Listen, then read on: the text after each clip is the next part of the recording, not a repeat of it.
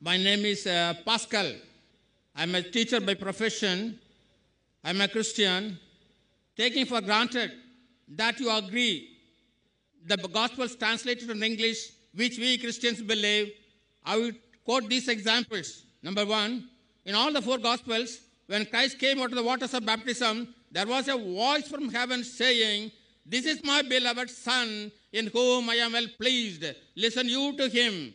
In the same way, number two, on Mount Tabor, when he was transfigured and when his face shone like the sun, there was a voice from heaven saying, "This is my beloved Son, in whom I am well pleased. Listen you to him." And several times, when he cast out the devils, they came out of the men proclaiming, "Thou Son of the living God, why have you come to torture us before the time?" And again, before the high priest, when the high priest asked him, "In the name of the living God, I ask thee, art thou the Son of the living God?" Christ says, "Thou hast said it." And the priest, and the number five, the high priest and the scribes, when they accused Jesus before Pilate, they said, "This man says he is the Son of God. It's a blasphemy according to our religion. Therefore, we want to crucify him." Pilate didn't know about it. The very reason why they wanted to put Christ on the cross is that he claimed himself to be the Son of God. Because even though he didn't directly say, "I am the Son of God," it is indirectly said. Suppose I say, "You are Dr. Zakir Naik and you are MBBS doctor," and you tell me, "Yes, brother, you have said it." Is it not amount to saying that yourself saying, "I am Dr. Zakir Naik, MBBS"? In the same way, Christ, even though he didn't say, "I am the Son of God," he has approved it. Perhaps out of modesty, he didn't say, "I am the Son of God." Again, one more example. Martha. Brother, your question. You already quoted 5 verses without giving references. No, What's your question, brother? I have not come prepared for that. That's why I have not quoted. Fine, I will give you the reference. No problem, brother. I will give you the reference. I'll help you. Yes. I'll help you, brother. No problem. What's your question? Do you mean to say by quoting all these 5 things, Jesus claimed divinity? Yes. Fine, I'll give you a reply. My challenge, brother, was point out a single unequivocal statement in the complete Bible where Jesus Christ, peace be upon him, himself says that I am God, or where he says, "Worship me, I am ready to accept Christianity." You did not point out a single statement, unequivocal statement in the complete Bible where Jesus Christ, peace be upon him, himself says that I am God, or where he says, "Worship me." Here is the Bible, brother. This is the King James Version. And since you're a teacher and you claim to be a pastor, you're a pastor. No. You're a teacher. I'm a teacher. But not I'm an ordinary believer of Christianity. Fine. There is something like a red letter Bible. Whatever Jesus Christ said, it's in red. Now you mentioned 5 things, and these things can be clubbed into 2 things. First, you quoted that everywhere.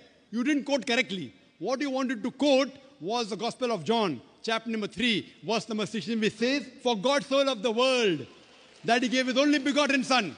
Whosoever believeth in him shall not die but have everlasting life." It is not in all the 4 Gospels. It's only in Gospel of John, chapter number 3, verse number 16. Please note it down. You can check it up. Gospel of John, chapter 3, verse number 16. "For God so loved the world that he gave his only begotten Son. Whosoever believeth in him shall not die but have everlasting life." And again, you quoted in the ending the 5th time that Jesus Christ said he was the Son of God. You said that. Do you know Bible has got sons of God by the tons? If you read the Bible, Adam was the son of God, peace be upon him. Ephraim was the son of God. Israel was the son of God. If you read the Romans chapter number 8, it says, all those who are led by the Spirit of God, they are sons of God. If you're a godly person, you're a son of God. If I'm a godly person, I'm a son of God according to the Bible. But they say, no. Jesus Christ is not a normal son. He is the begotten Son. As far as the last question, Son of God, Bible has got sons of God by the tons. Adam is son of God, Ephraim is son of God, Israel is son of God. All those are led by the Spirit of God are sons of God. But the Christian missionary tells me, no. Jesus Christ is not a normal son. Coming to your first question. He is the begotten Son. And then they quote, which you didn't quote me. I'm helping you, brother. Gospel of John, chapter 3, verse number 16. "For God so loved the world that he gave his only begotten Son. Whosoever believeth in him shall not die but have everlasting life." Brother, do you know the meaning of the word begotten? What is the meaning of the word begotten? No. What is the meaning of the word begotten?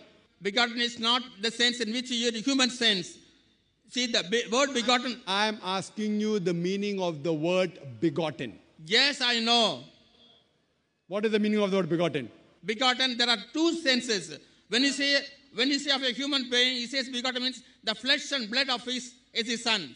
But when you say of God begotten son, it doesn't mean that his body is begotten him. It is to say the close association between the father and the son. That's all. If you say son, I say, suppose someone comes here and I tell him, my son, he will not mind because he's a young boy. If I tell him that son come here, he will come. If I say begotten son come here, he may punch me on my jaw, insinuating that I had nauzubillah, I had sex with his mother. Fine. If I tell to a small boy begotten son or a young boy of maybe 23 years, then I'm more than 40. If I say begotten son come here, he may punch me on my jaw. Why? Begotten means sired by God. Sired, it belongs to the lower animal functions of sex.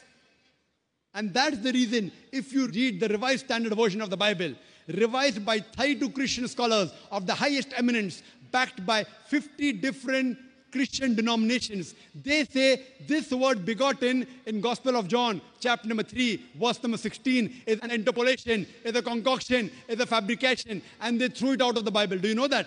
If you read the Revised Standard Version of the Bible, which is the bestseller, revised by 32 Christian scholars of the highest eminence, backed by 50 different Christian denominations, they say this word begotten is an interpolation, is a concoction, is a fabrication. So the word begotten has been thrown out.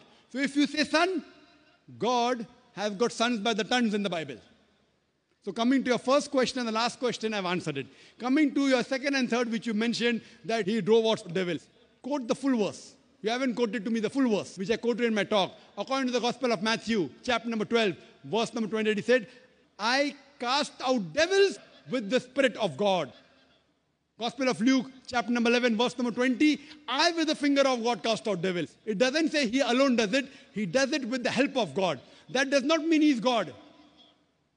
All these verses you quoted, they clearly mention that he was a messenger of God. He wasn't God himself. That is the reason I challenge you. Point out a single unequivocal statement in the complete Bible where Jesus Christ, peace be upon him, himself says that I am God, or where he says worship me.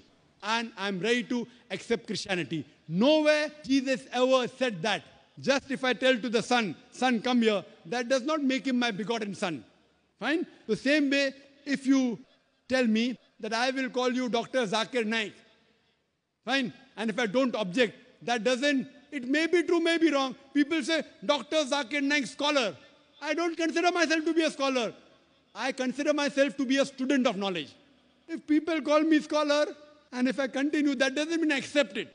They consider me to be a scholar. I don't consider myself to be a scholar. Always refer to myself as a student of knowledge, a talib-e-ilm. So what you have to point out from the Bible is, anywhere in the Bible, it should be in red letter. Red letter means the words of Jesus Christ, peace be upon him.